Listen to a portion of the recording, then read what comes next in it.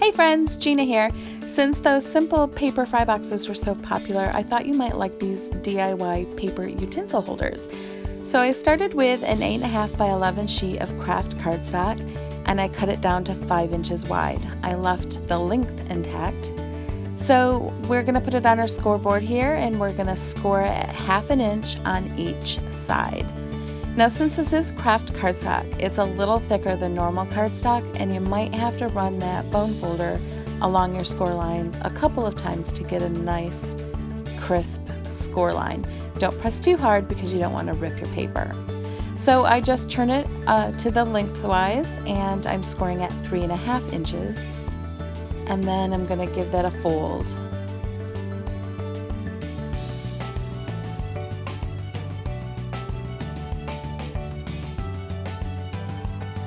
Now I'm going to take my scissor and we're going to start along that 3.5 inch score mark and we're just going to cut in from the edge until you meet the score line. And then we're going to take off that long piece, that long 1/2 inch piece of cardstock that we don't need on both sides.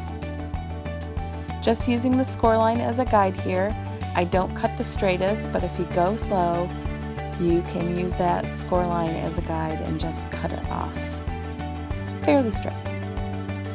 We're going to do the same thing along this side, cut off that 1/2 inch scored cardstock along the length,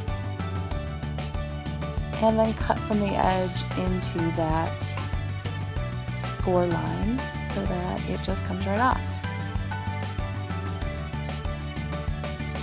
Now, so we get some nice clean folds on the flaps that we did keep, we're just going to make a little snip at each corner. This gives a nice clean fold when we're ready to fold those in.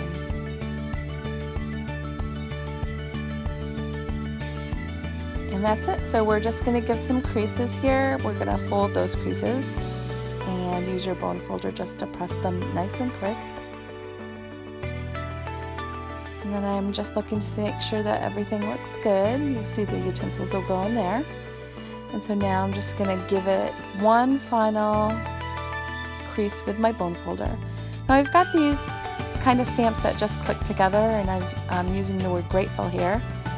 And I'm just going to give that a good stamp on the front. You could do somebody's name. You could put these at each place setting on your table, or you could just do this. Now I'm using my art glitter glue here, and I'm just putting just a little squiggle on the inside flap on each side, and then we just fold that up at the score mark there. And we fold those little flaps over to the other side. Since this is a heavier cardstock, it's a little more difficult to hold down. So I'm just using my bone folder to press that down. You see the other side came up. And so you really do need something just to kind of run over there and just press it into the paper. It does hold really well once it gets a good hold. Here I'm going to use my corner rounder and just finish off the top of this holder. And there it is, all set. Each one of these takes less than 3 minutes to make. You can use these at each place setting, put a person's name on there, put it right on their plate, or you can put it in a basket like this on a buffet and let everybody get their own. You can also use this as a menu. You can write your menu on there. That would be really cute. Thanks so much for watching. I hope you enjoyed. Have a great day, guys.